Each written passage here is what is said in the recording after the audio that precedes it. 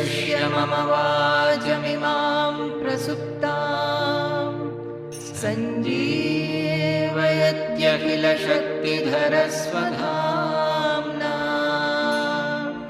अन्यांश्च हस्तचरणश्रवणत्वगादीन् प्राणान्नमो भगवते पुरुषाय तुभ्यं। प्राणान्नमो भगवते पुरुषाय तुभ्यम्। Abheda darshanam jnanam. The real jnana is abheda darshanam. That bheda buddhi is stressing us. That stress goes when the bheda buddhi is not there. That doesn't mean that you will not see the differences. But we are getting affected, attracted and repelled by seeing the differences. If that attraction and repulsion, the raga dvesha is taken out, then any amount of Vaichitra, the infinite variety you see, it will not create any bheda buddhi in you, the stress in your mind. So, here Shuchitvam is described in the Shariram Tapaha, the physical austerity, because you have to take bath in the morning. The moment the food is given, you are hungry. Oh, gup, gup, gup, gup. You are not supposed to take that. Shuchitva means you sit till the service is done, then you pour some water, think of Brahman, Brahma, Arpanam, Brahma, Havi, that everything is that. All that, by that time your mind will become peaceful and then you start taking the food. So you are restrained from following the bodily need immediately. The body wants the food, and without washing hand also people start taking food. So Shuchitva means you have to wash your hand and also chant the mantras before taking, be peaceful. When all are served, suppose you have been served, the others are yet to be served, you start taking food. This is also against Shuchitvam. So these are all physical austerity also. Here they have put Arjavam also in the physical austerity. This is something very special. Arjavam means it has come from Rijutva. Riju means straight.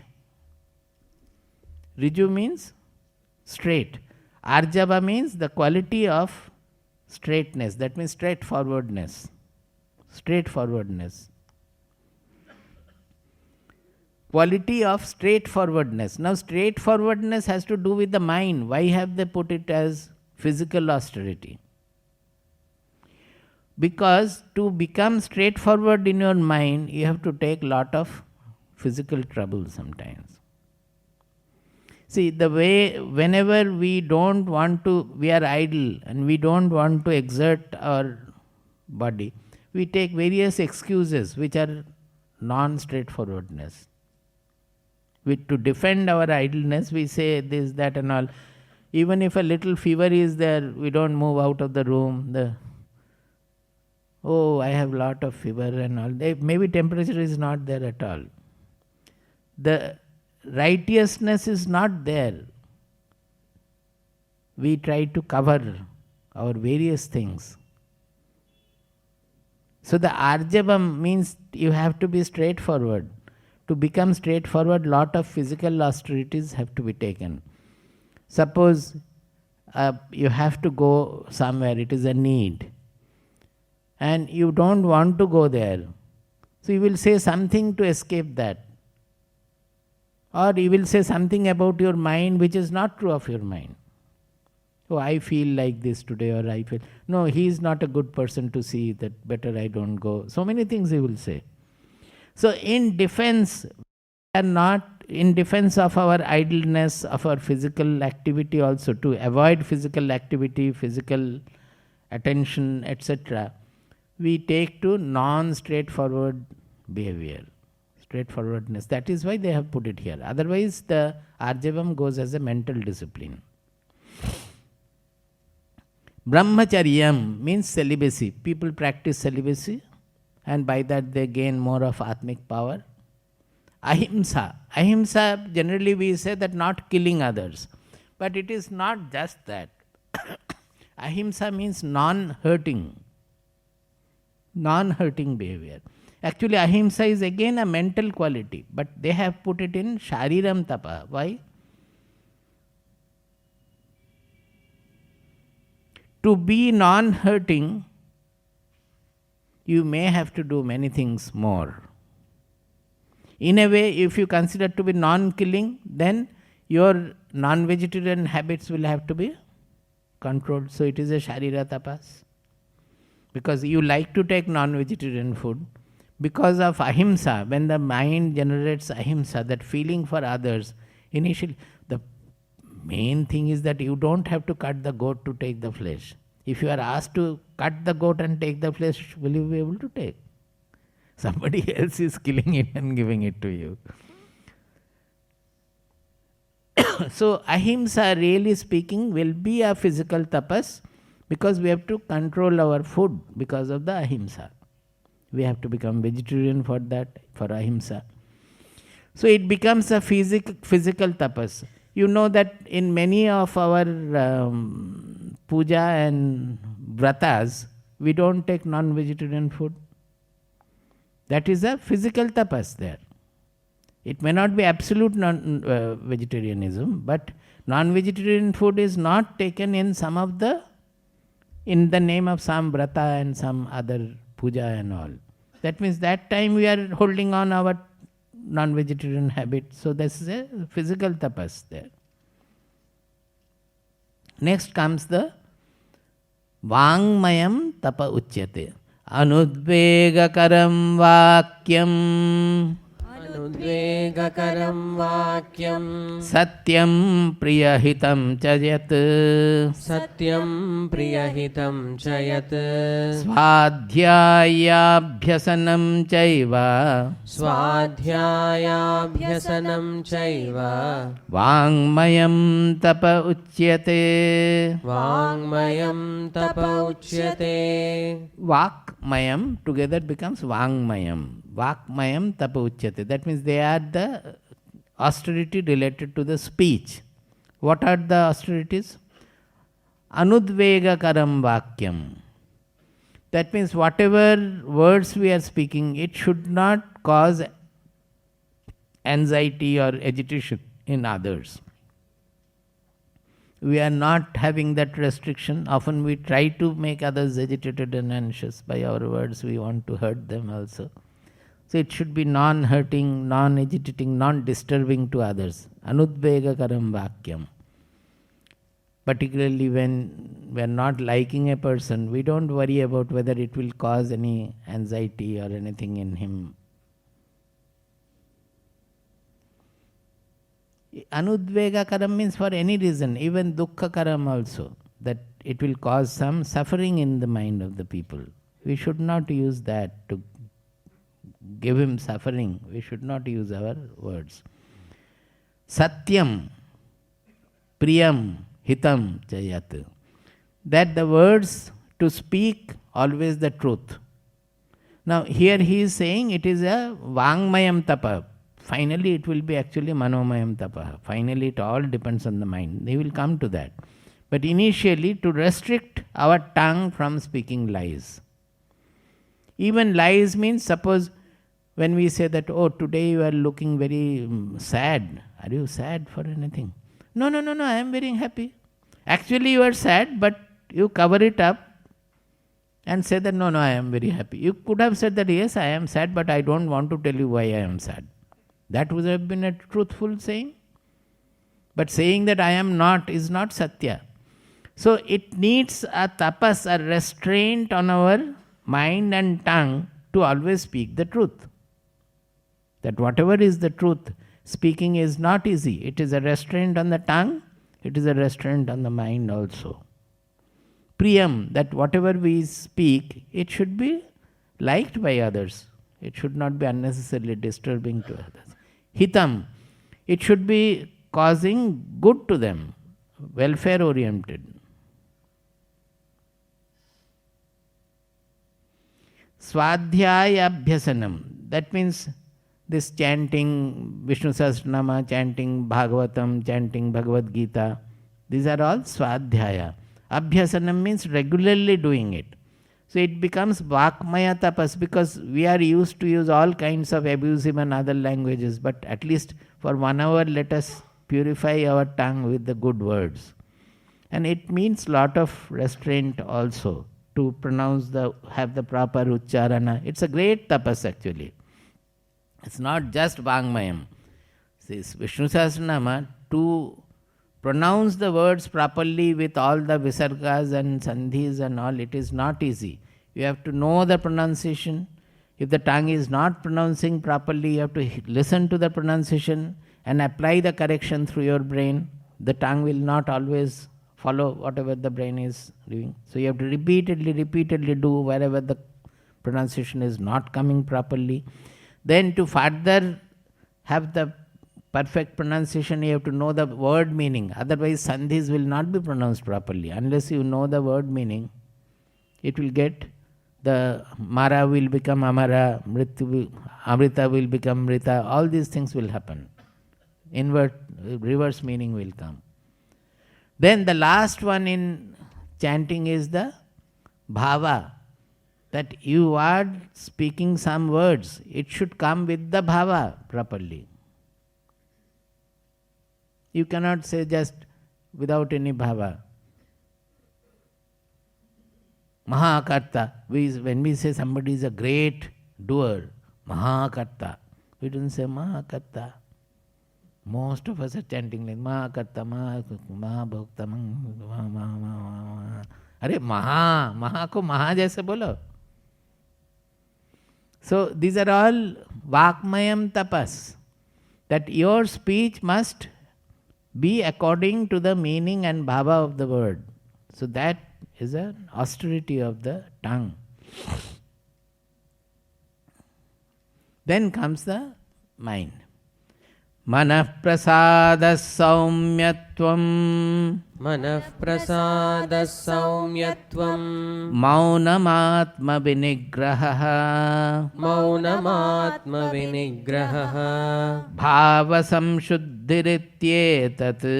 Bhava samshuddhirityetat. Tapo manasamuchyate. Tapo manasamuchyate. Manah prasada saumyatvam. Manah prasada saumyatvam. Maunamatma vinigraha. Maunamatma vinigraha. Bhava samshuddhirityetat. Bhava samshuddhirityetat.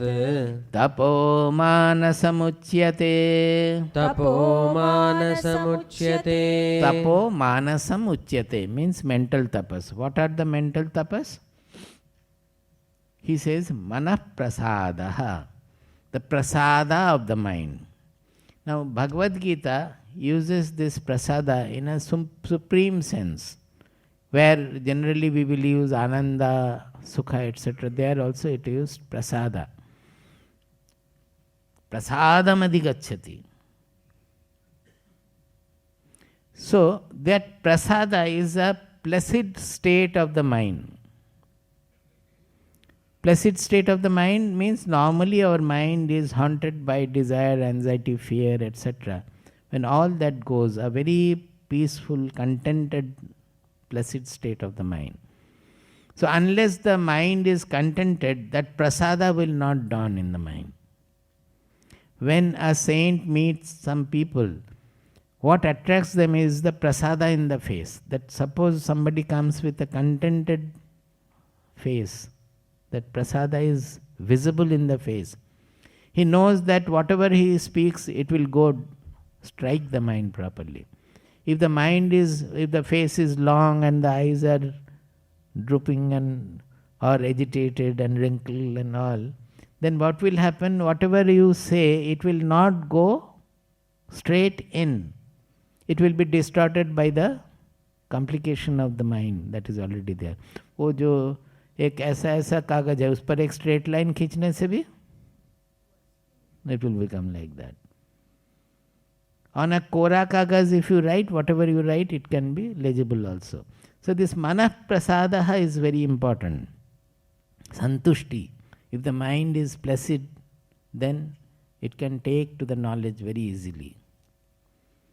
Saumyatvam. This saumya, it is a Sanskrit word used in all other languages also. It has come from soma. Soma means the moon. The moon is generally, moonlight is not scorching like the sunlight. Although moonlight is, it's having from the sun, but it is making the light very cooling, soothing. So the mind should be like the moon, that it will be a soothing touch to others also. Manaprasada saumyatvam. Such a face we call Saumya Murti. That somebody comes with a cooling face, we call it Saumya Murti. Saumyatvam. Maunam. See, in Maunam generally we would have considered to be Vangmayam Tapaha. Mauna means nahi bolna hai, means speech, holding the speech, withholding the speech. Mauna means silence. So it should be normally in Vangmayam Tapaha. But Vangmayam, Maunam, Krishna knows that it is all a farce. People will take to Mauna and then write down everything. वो थोड़ा वहाँ से हम वहाँ पे रखा है, आज दूध वाला जब आएगा वहाँ से पैसा लेके दे दो, वो लिखना है. So the outer silence is not silence at all. The mind is going around. The real maunam is the maunatvam of the mind, silencing the mind. So maunam comes in the manasa tapas, not in the Vangmaya tapas. Because Vangmaya mauna is not tapas at all. It is a tapas even if you practice. Those who speak too much, for them sometimes this tapas is given, that at least once a week you don't speak at all. And don't write anything also. Don't communicate with anybody.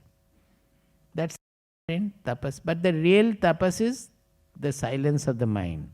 Because the mind goes on unnecessarily creating thoughts.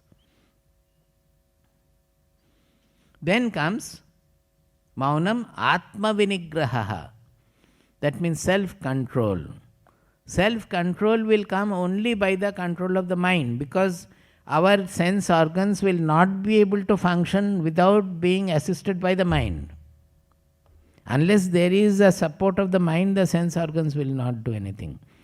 So any restraint, the Atma Samyama, self-restraint, it comes from the mind. The real self-restraint comes from the mind. Even the sensory restraint also, it is a restraint of the mind. Then he says, Bhava Samshuddhi Rityetat. The last one is Bhava Samshuddhi. Shuddhi means purification. Samshuddhi means Samyak Shuddhi, means absolute purification. Bhava Samshuddhi means the purification, the very well absolute purification of the mindset. Bhava means not only the thoughts, the mind has got a certain color. It is constituted of some qualities. So that is the mindset. That is the bhava. From that the thoughts are generated. Suppose the bhava is pure, then the thoughts will automatically pure. And the thoughts will get reflected into actions, so the actions will also become pure. So whenever you are having any wrong action, suppose you don't want to hurt others, nobody wants to hurt others, but you end up hurting others. Your behavior is such that you end up hurting others.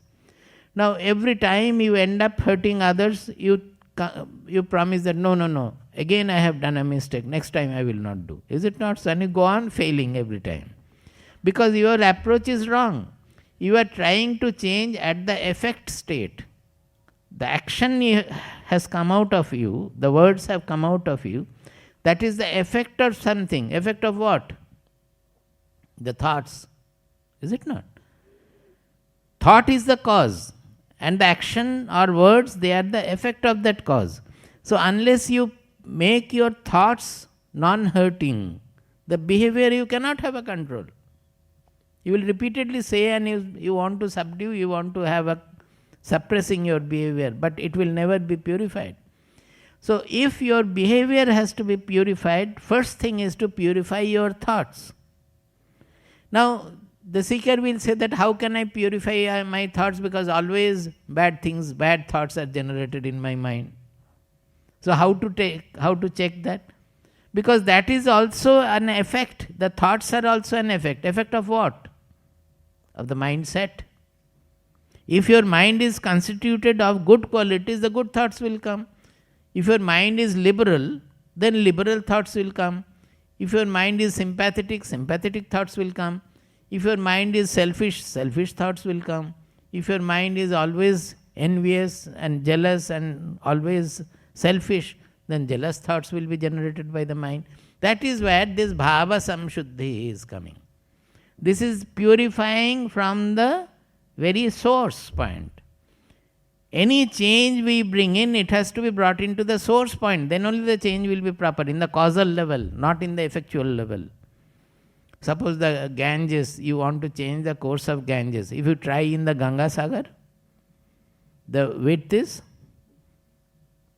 30 miles or so. It could be more also. Can you change the course there?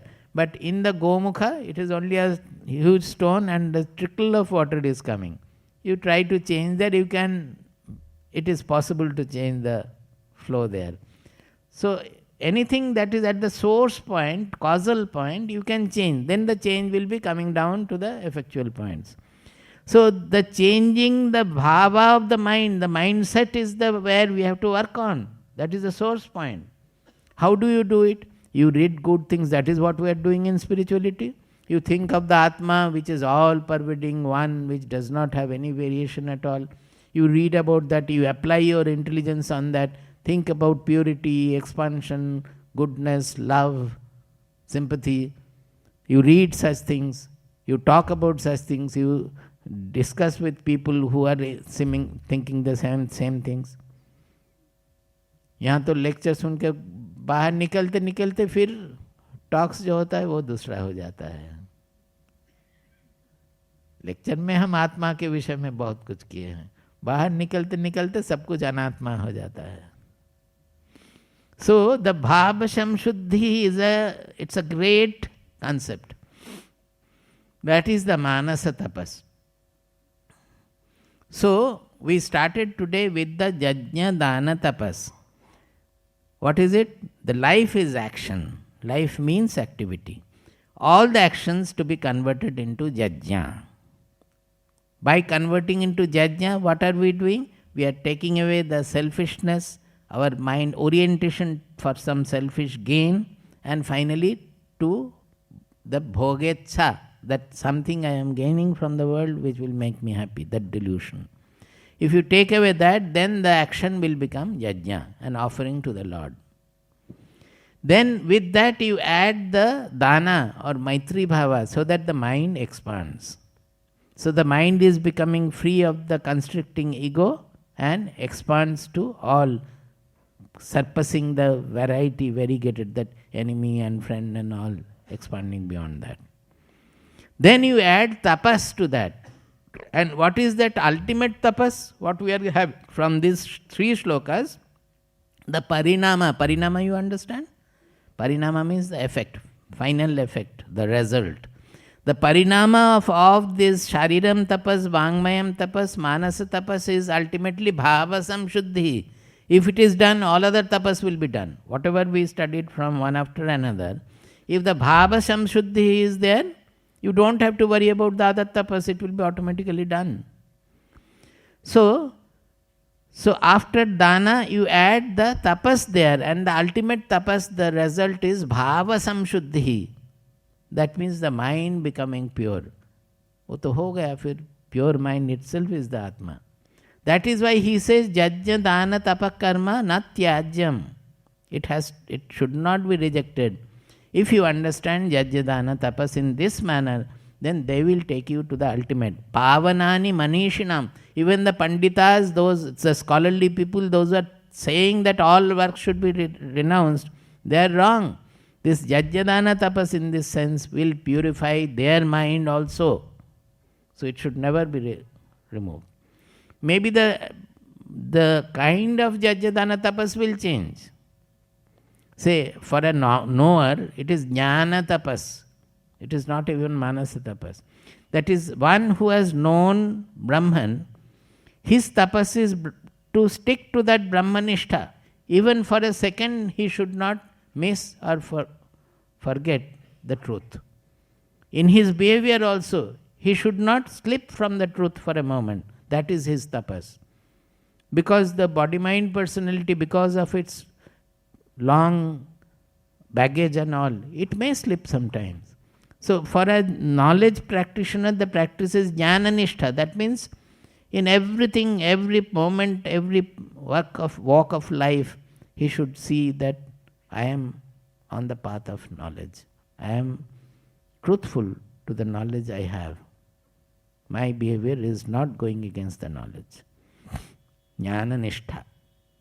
Like that, the tapas may go on changing depending on the progress and all, but it is yajna dana tapas. His yajna is, he doesn't have to do yajna because he has already realized that I don't have to think of the Lord and then surrender. I am already surrendered.